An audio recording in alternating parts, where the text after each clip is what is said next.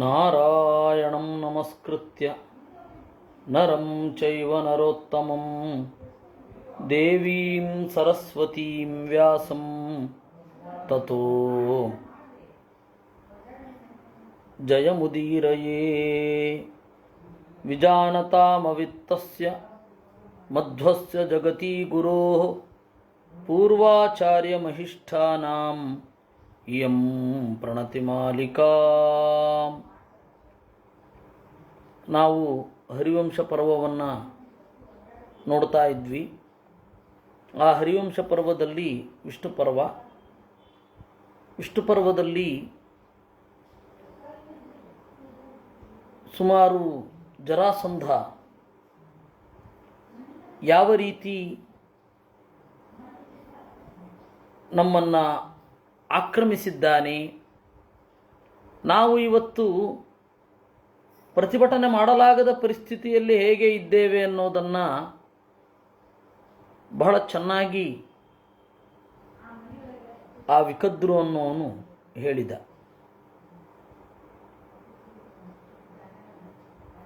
ಕಡೆಯಲ್ಲಿ ಒಂದು ಮಾತು ಹೇಳ್ದ, ತ್ವನ್ಮೂಲ ದ್ವೇಷ ಸಂರಂಭ ಅಂತ. ತ್ವನ್ಮೂಲೋ ದ್ವೇಷ ಸಂರಂಭ, ನಿನ್ನನ್ನು ಮೂಲವಾಗಿಟ್ಟುಕೊಂಡು ಈ ದ್ವೇಷ ಅಂತನ್ನೋದಿರೋದು ಕೃಷ್ಣ ಅಂದ. ಅಂದರೆ ನೀನು ಇದ್ದೀಯಾ ಅಂತ ಹೇಳಿ ಇವತ್ತು ನಮ್ಮ ಮೇಲೆ ದಾಳಿ ಮಾಡ್ತಾ ಇದ್ದಾನೆ. ನೀನು ಒಂದೊಮ್ಮೆ ಇಲ್ಲ ಅಂತ ಹೇಳಿದರೆ ಜರಾಸಂಧ ನಮ್ಮ ಮೇಲೆ ದಾಳಿ ಮಾಡುವುದಿಲ್ಲ. ಇದು ವಿಕದ್ರುವಿನ ಆಂತರ್ಯ.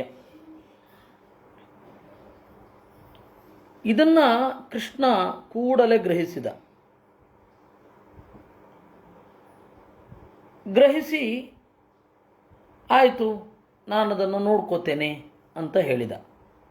ಸುಮಾರು 18 ಯುದ್ಧದಲ್ಲಿ ಮೊದಲ 2 ಯುದ್ಧದಲ್ಲಿ ಯಾದವರ ಮೇಲೆ ಸಿಟ್ಟು ತಿರುಗಿರಲಿಲ್ಲ ಜರಾಸಂಧನಿಗೆ ಕೃಷ್ಣನನ್ನು ಕಂಡ್ರೆ ಆಗ್ತಾ ಇರಲಿಲ್ಲ. ಯಾದವರ ಮೇಲೆ ಅವನಿಗೆ ದಿವ್ಯವಾದ ತಿರಸ್ಕಾರವೇ ಇತ್ತು. ಅವ್ರನ್ನೇನು ಎದುರಿಸೋದು, ಅಂತಹ ದುರ್ಬಲರವರು, ಅಷ್ಟು ದುರ್ಬಲರು ಅಂತ ಅವ್ರ ಬಗ್ಗೆ ವಿಪರೀತವಾದ ತಿರಸ್ಕಾರ ಇತ್ತು. ಅದರಿಂದಾಗಿ ಏನಾಗ್ತಾ ಇತ್ತು, ಯಾದವರ ಬಗ್ಗೆ ಅವನು ತಲೆ ಕೆಡಿಸ್ಕೊಂಡಿರಲಿಲ್ಲ. ಇದೇ ಸಮಯ ಅಂತ ಹೇಳಿ ವಿಕದ್ರು ಇದನ್ನು ಹೇಳಿದ್ದು. ನಮಗೆ 1-2 ಯುದ್ಧಗಳನ್ನು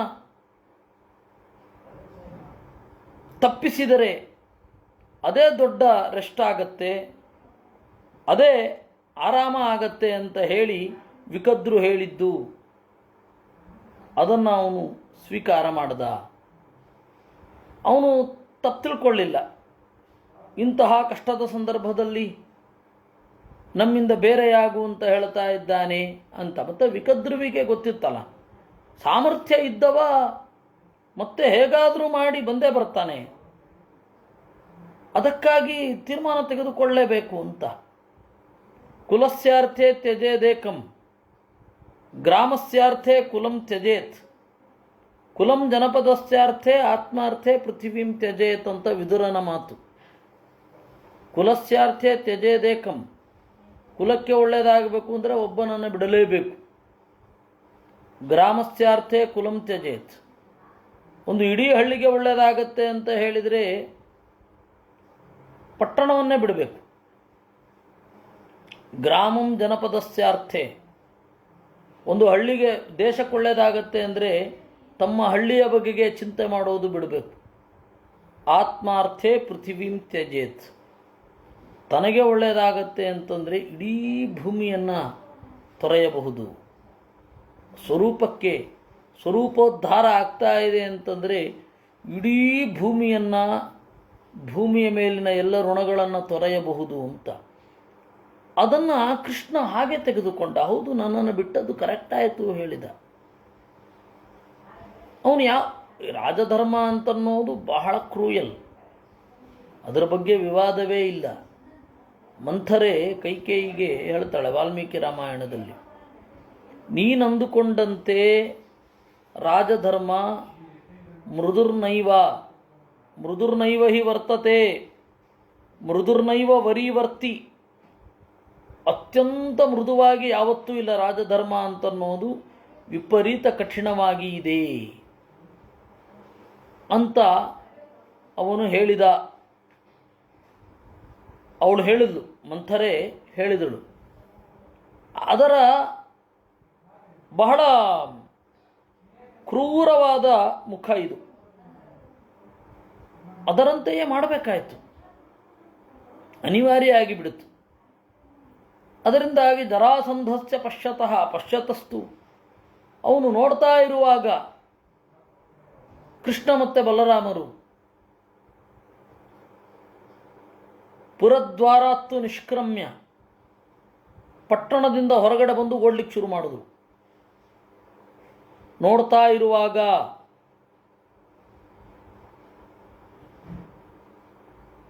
ಯಾವಾಗ ಅವರಿಬ್ಬರು ಓಡ್ಲಿಕ್ಕೆ ಶುರು ಮಾಡಿದ್ರು, ಜರಾಸಂಧ ಹಿಂದೆ ಓಡ್ಲಿಕ್ಕೆ ಶುರು ಮಾಡಿದ. ಜರಾಸಂಧ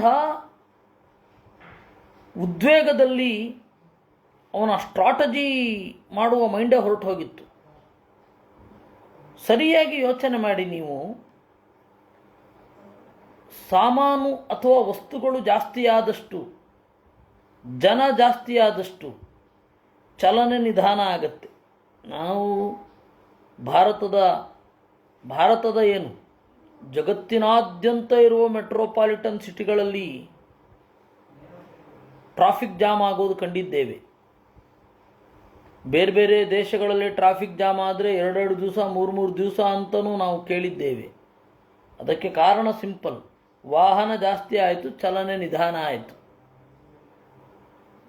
ಅಲ್ವಾ? ಅದೇ ರೀತಿ ಇಲ್ಲಿ ವಾಹನ, ಸೈನ್ಯ ಇಡೀ ಅವನನ್ನು ಬೆನ್ನೆತ್ತುಕೊಂಡು ಓಡಬೇಕು. ಇದು ತಲೆಗೆ ಬರಲಿಲ್ಲ ಜರಾಸಂಧನಿಗೆ. ತನ್ನ 23 ಅಕ್ಷೋಹಿಣಿ ಸೈನ್ಯವನ್ನು ಕಟ್ಟಿಕೊಂಡು ಕೃಷ್ಣನ ಹಿಂದೆ ಬಿದ್ದ. ನೋಡ್ತಾ ನೋಡ್ತಾ ನೋಡ್ತಾ ನೋಡ್ತಾ ನೋಡ್ತಾ ನೋಡ್ತಾ ಕೃಷ್ಣ ಮತ್ತೆ ಬಲರಾಮ ಇಬ್ಬರು ಓಡಿದ್ದೆ. ಓಡಿ ಓಡಿ ಓಡಿ 2-3 ದಿವಸ ಅಂತರ ಆಗಿ ಹೋಯಿತು. ಕಡೆಗೆ ಎಲ್ಲಿಯ ತನಕ ಅಂದರೆ, ಮೊದಲು ಇನ್ನೂ ಅರ್ಧ ಗಂಟೆ ವಿಶ್ರಾಂತಿ ತೆಗೆದುಕೊಂಡು ಹೋಗೋ ಹಾಗಾಯಿತು. ಸ್ವಲ್ಪ ಹೊತ್ತು ವಿಶ್ರಾಂತಿ ತೆಗೆದುಕೊಳ್ಳೋದು, ಹೊರಡೋದು, ಆ ತರಹ ಆಯಿತು. ಆರಾಮವಾಗಿ ಓಡಲಿಕ್ಕೆ ಶುರು ಮಾಡಿದ್ರು ಕೃಷ್ಣ ಮತ್ತೆ ಬಲರಾಮರು. ಸುಖವಾಗಿ ಎಲ್ಲ ಪ್ರದೇಶಗಳನ್ನು ನೋಡಿಕೊಂಡು ಬಂದರು. ಅಷ್ಟು ಗ್ಯಾಪ್ ಆಗಿತ್ತು. ಅದರಿಂದಾಗಿ ಕೃಷ್ಣ ಇದನ್ನು ತೋರಿಸಲಿಕ್ಕೇನೆ ಮಾಡಿದ್ದು. ಸಂದರ್ಶಯನ್ ಬಲಿನಾ ಮಲ್ಪಸೇನಾ ದ್ವಿಪಸ್ಕರಾಣಾಂ. ಅತ್ಯಂತ ಬಲಿಷ್ಠರು ರಾಜರಿರ್ತಾರೆ, ಅವ್ರ ಹತ್ರ ವಿಪರೀತ ಹಣ ಇರುತ್ತೆ, ವಿಪರೀತ ಸಂಪತ್ತು ಇರುತ್ತೆ, ವಿಪರೀತ ಸೇನೆ ಇರುತ್ತೆ. ಅವರನ್ನು ನಾವು ಎದುರಿಸಬೇಕು. ಎದುರಿಸಬೇಕಾದ್ರೆ ವಿ ಆರ್ ಬೇರ್ ಫುಟೆಡ್. ನಮ್ಮ ಹತ್ರ ಏನೂ ಇಲ್ಲ, ಬಡ ದೇಶ, ಮ್ಯಾನ್ ಪವರ್ ಇಲ್ಲ, ಆಯುಧಗಳ ಸರಂಜಾಮು ಇಲ್ಲ, ಏನೂ ಇಲ್ಲದೆ ಯಾವ ರೀತಿ ಹೊಡಿಬೇಕು. ವಸ್ತುತಃ ರಾಮಾವತಾರ ಕಾಲದಲ್ಲಿ ದೇವರು ಒಂತರಹ ಎಸ್ಟಾಬ್ಲಿಷ್ ಮಾಡಿ ತೋರಿಸಿದ್ದ.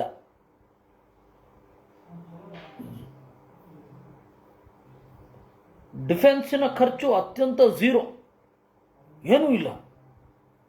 ಸೈನಿಕರಿಗೆ ಖರ್ಚಿಲ್ಲ, ಶಿಬಿರಗಳ ಖರ್ಚಿಲ್ಲ, ಊಟ ತಿಂಡಿಗಳ ಖರ್ಚಿಲ್ಲ, ವಾಹನಗಳ ಖರ್ಚಿಲ್ಲ, ಮ್ಯಾನ್ಮೇಡ್ ಆರ್ಮರ್ಸೇ ಇಲ್ಲ. ಆದ್ದರಿಂದಾಗಿ ಯಾರೋ ರಕ್ಷಣೆ ಮಾಡಬೇಕು ಆಯುಧಗಳನ್ನು, ಆ ಆಯುಧಗಳನ್ನು ಹೊತ್ಕೊಳ್ಳಿಕ್ಕೆ ಯಾರೋ ಒಬ್ಬರು ಬರಬೇಕು, ಅದು ಯಾವುದೂ ಇಲ್ಲ.